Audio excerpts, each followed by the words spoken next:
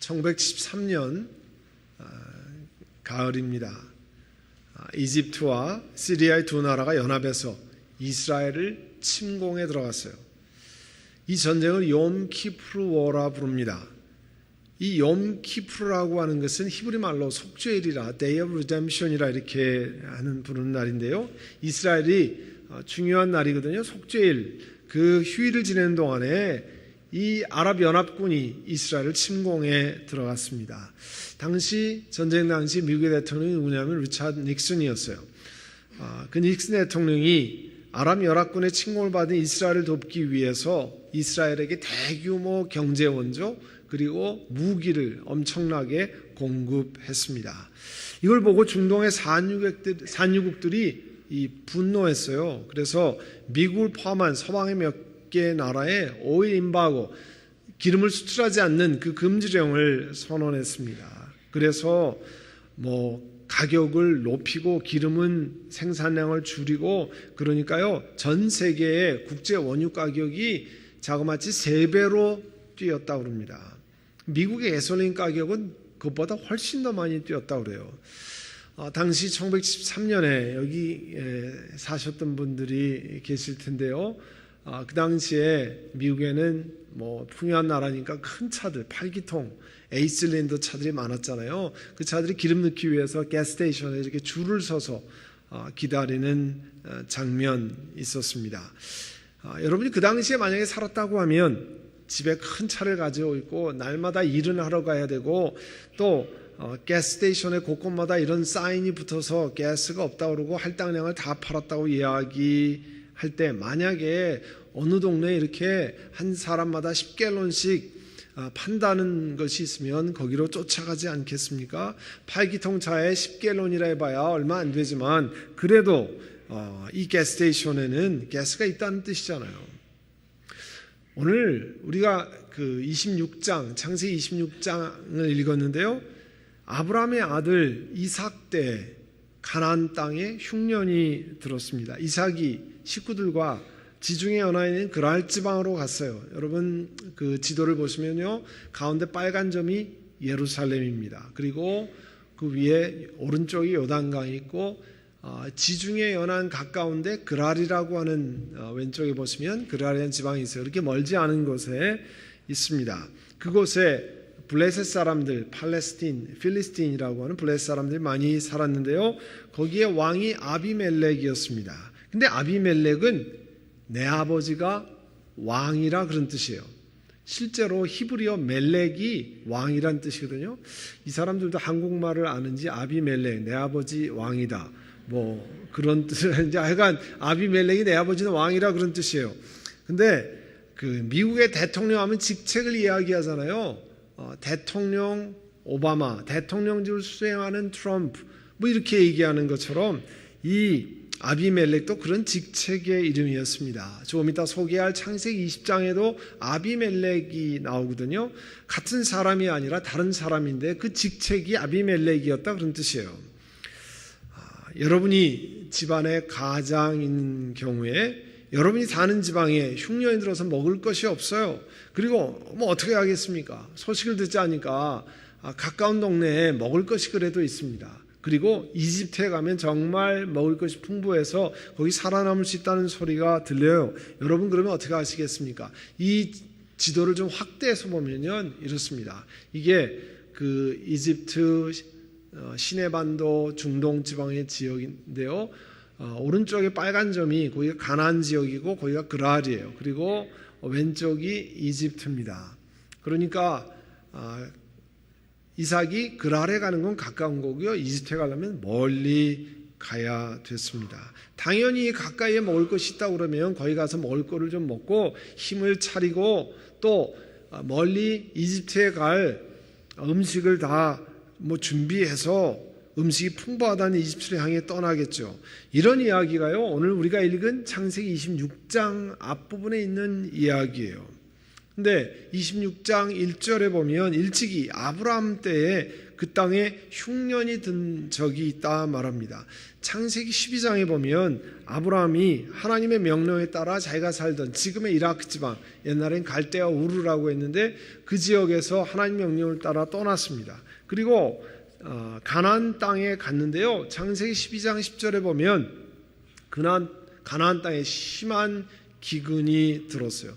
기근이 너무 심해서 저 멀리 이집트로 내려가야만 먹고 살 수 있을 거라 생각해서 얼마 동안 그리로 먹고 살려고 내려갔다는 얘기가 우리 창세기 26장 1절에 나옵니다. 그런데 2절에 하나님께서 이삭에게 나타나셔서 말씀했습니다. 이집트로 가지 말아라 그랬어요.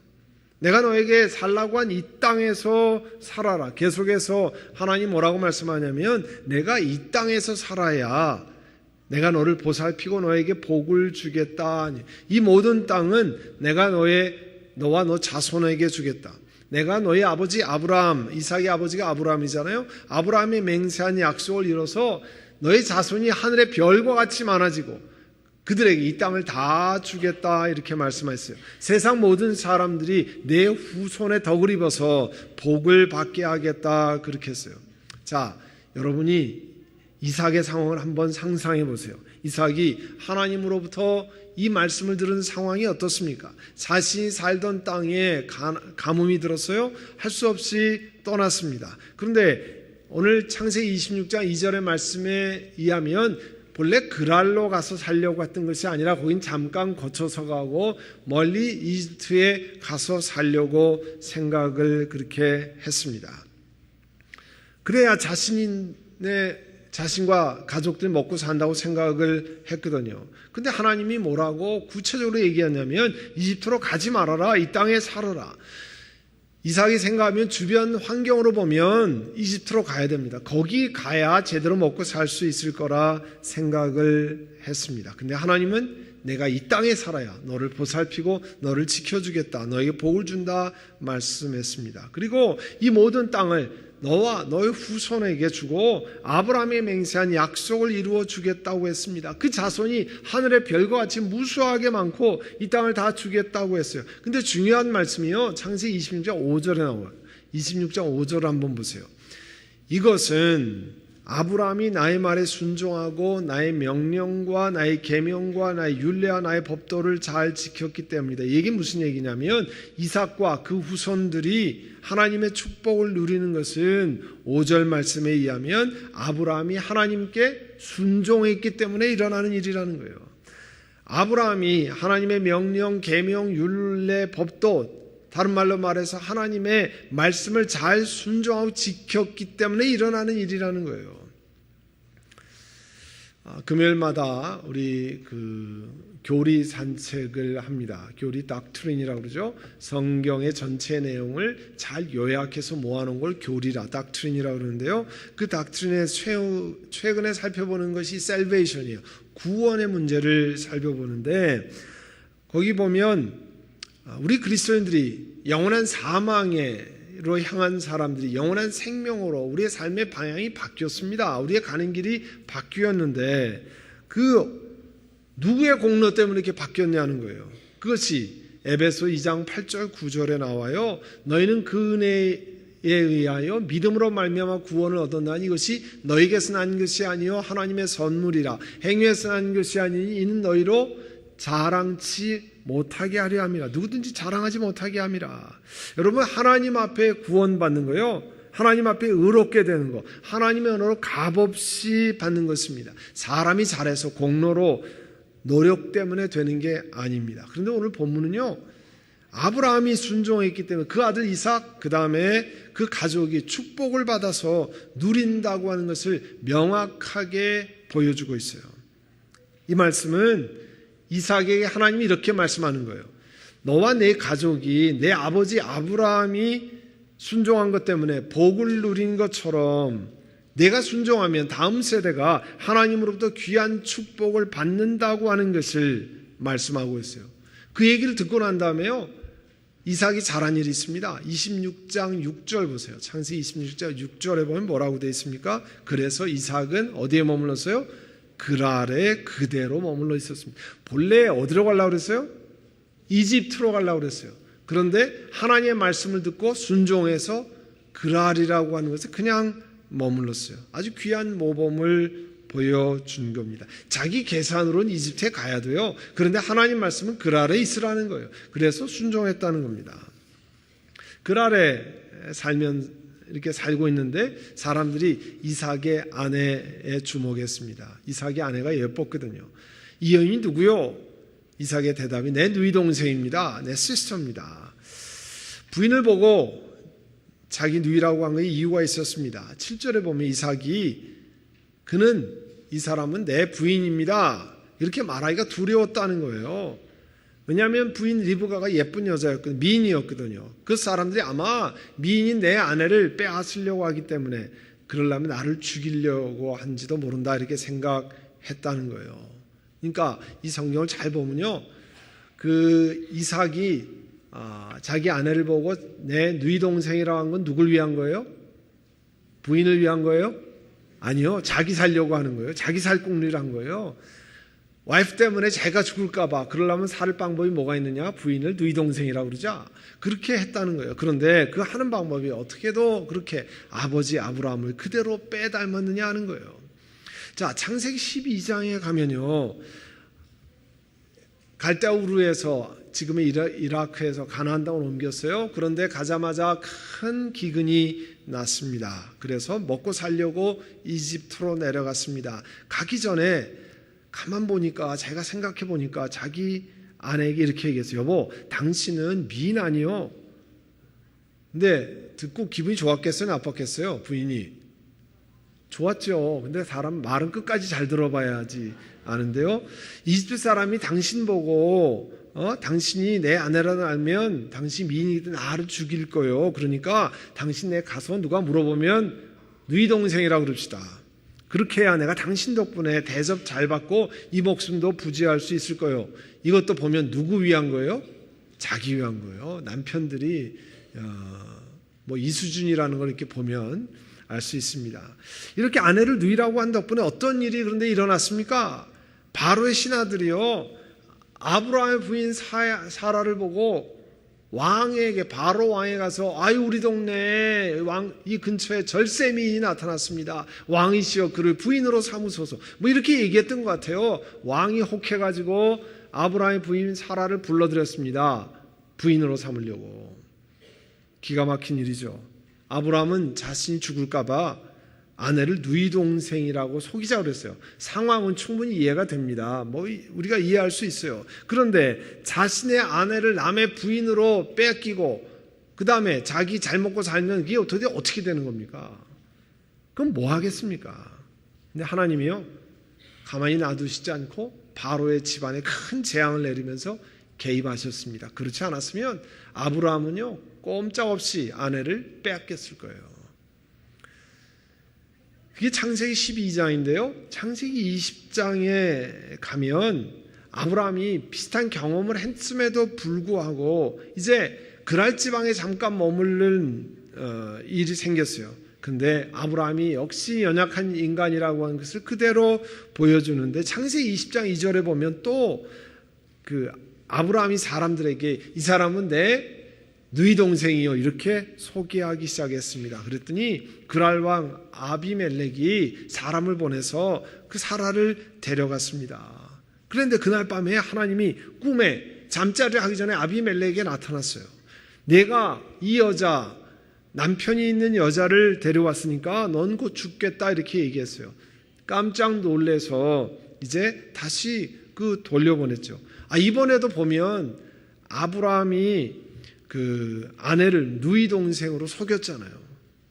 이로 인해서 사라는 그랄 왕의 이번에는 지난번에는 바로 왕의 부인 이번에는 그랄 왕의 부인 이렇게 왕궁에 계속 부인으로 들어갈 뻔한 그런 일을 당했습니다. 하나님이 개입하지 않으셨다고 하면요 아브라함은 그 부인을 왕한테 빼앗기는 일이 일어날 겁니다. 그런데 긍휼히 여기고 건전해 주셨어요. 오늘 우리가 읽은 내용이요 그 아브라함의 아들 이삭이에요. 아브라함이 아내를 누이 동생이라고 한 게 첫 번째 창세기 12장, 두 번째 창세기 20장, 그리고 이삭이 태어났는데 창세기 21장에 이삭이 태어났어요. 그러니까 이삭은 아버지가 자기 엄마를 누이 동생이라 속이는 걸 봤어요, 못 봤어요? 못 봤어요. 그런데 피는 못 속인다고 어쩌면 그렇게 똑같이 하는지 몰라요. 이게 뭐 부전자전인지 DNA가 그런지 똑같이 하는데 참 신기해요. 보면 우리 그런 얘기, 어쩌면 이렇게 네 아버지를 닮았니? 뭐 이렇게 엄마들이 이렇게 얘기하는데 그거 그대로 그렇게 하고 있어요. 7절에 보면 아버지가 아리따운 어머니로 인해서 죽을까봐 거짓말했던 거 그대로 쫓아오고 있는데 사람들이 이삭의 아내를 보고 물었잖아요. 그 이쁜 여인이 누굽니까? 내 누이 동생입니다. 왜냐하면 이 이쁜 여인이 내 부인입니다. 자랑스럽게 얘기할 수 없었어요. 자기가 죽을까봐 두려워가지고. 자기 목숨을 리브가 때문에 빼앗길 거라고 생각했기 때문에 그래요. 그러니까 내 목숨을 잃으면 어쩌나는 두려움, 이 fear가요, 이삭의 이 진실을 이야기하는 것을 속이고 거짓말을 하게 만들었어요. 두려움 때문에 거짓말을 하게 됐습니다. 이삭이 그렇게 그 지방 사람 속이고 그 안에 섞여 살았어요. 그런데 아비멜렉이 어느 날 보니까 이삭과 리브가가 오누이가 아니라 부부라는 사실을 그들이 하는 행동을 보고 알게 됐습니다. 그리고 왕이 이삭을 불러다 대따 야단을 쳤어요. 9절에 보면 당신 틀림없이 당신의 아내는 어찌하려고 거짓말해서 누이 동생이라 했어. 이 여자 때문에 혹시 목숨을 잃을지도 모른다고 생각했기 때문입니다. 왕이 불쌍히 여기소서 내가 이 여인 때문에 목숨을 잃어버릴지도 모르기 때문에 거짓말했습니다. 아비멜렉이요, 당신이 우리에게 이렇게 얘기할 수 있어? 하마터면 내 백성 가운데 누군가가 당신의 아내를 건드릴 뻔하잖아. 왜냐하면 누이 동생이라고 그러니까 저 여자랑 결혼해야 되겠다 생각하면 그게 하나님 앞에 범죄하는 건데, 남의 부인을 빼앗는 거니까 범죄하는 것이 되는데 그렇게 당시 만들 뻔했어 얘기하는 겁니다. 이삭은 자기 사정을, 어려움을 벗어나려고만 생각했어요.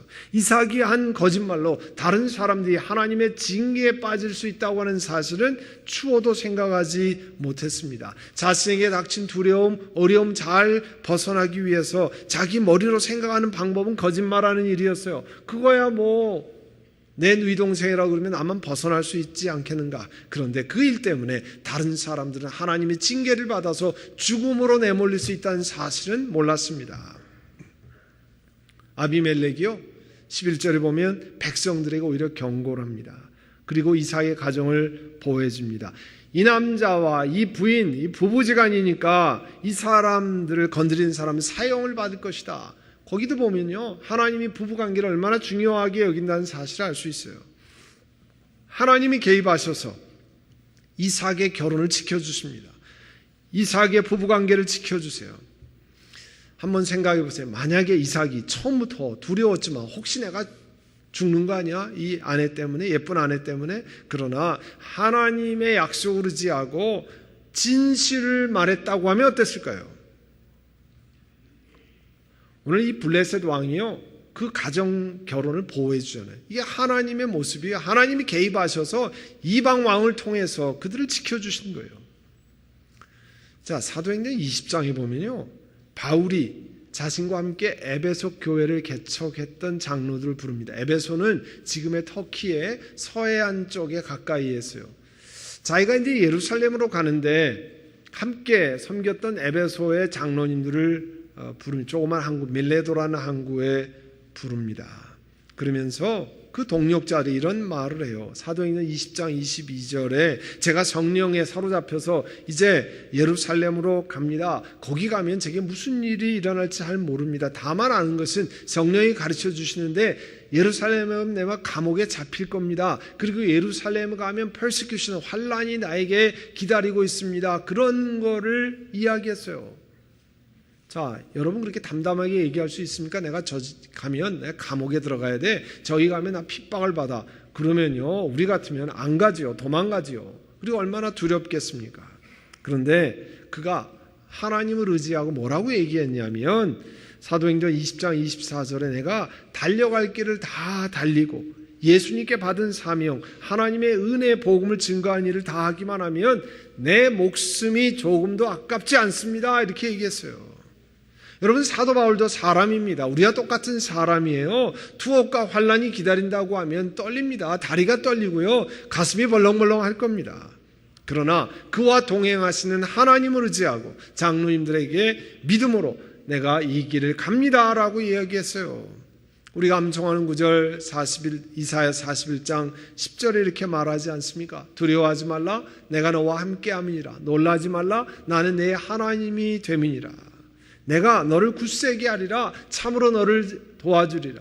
참으로 의로운 오른손으로 너를 붙들리라. 사도 바울이요, 그 하나님의 말씀을 믿고 예루살렘으로 간 겁니다. 예루살렘에 가서 어떤 일이 일어났어요? 바울은 예루살렘의 높은 고위직에 있는 의회원, 카운슬 멤버들에게 생명의 복음을 증거합니다. 또 로마의 대리자로, 황제의 대리자로 파송됐던 가버너, 총독 앞에서 생명의 복음을 증거해요. 그리고 결국 내가 로마 시민이니까 나는 시저에게 항소를 합니다. 그렇게 얘기했어요. 그러니까 로마로 재판을 하러 보내야 됐거든요. 로마로 압송돼서 배 타고 호송 부대원들과 함께 갑니다. 다른 사람들도 배에 타고 있었죠. 그런데 그 배가 지중해 앞바다에서 엄청난 폭풍을 만납니다. 다 죽게 생겼습니다. 사람들이 너무 무섭고 힘들어서 먹지를 못합니다.